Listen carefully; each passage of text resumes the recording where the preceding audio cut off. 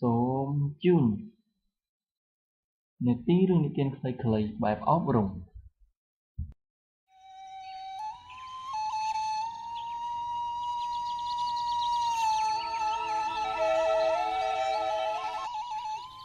រឿងអំនួតរបស់ទៀន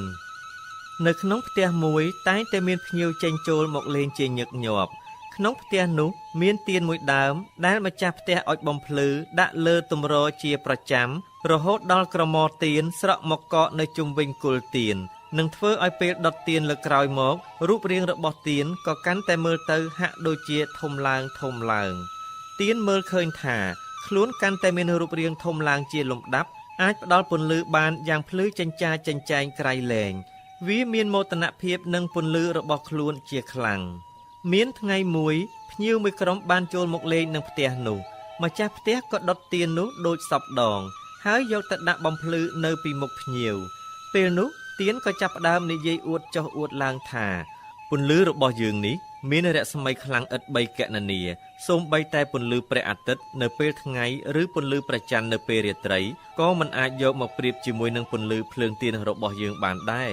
គ្រាន់តែទៀនពោលចាប់បានបន្តិចស្រាប់តែមានខ្យល់បក់ចូលមកតាមបង្អួចធ្វើឲ្យទៀនរលត់ភ្លឹបមួយរំពេចភ្ញៀវម្នាក់ក្នុងបរ្ដាភ្ញៀវទាំងនោះក៏បន្លឺសំឡេងថា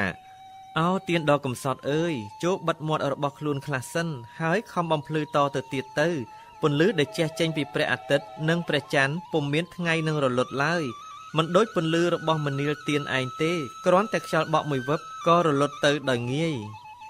រឿងនេះផ្ដល់អត្ថន័យសេចក្តីថា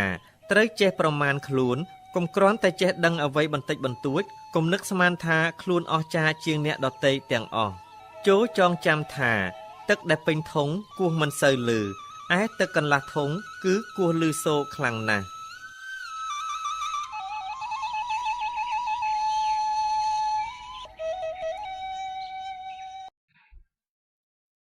សូមអរគុណចំពោះការតាមដានស្ដាប់របស់លោកអ្នក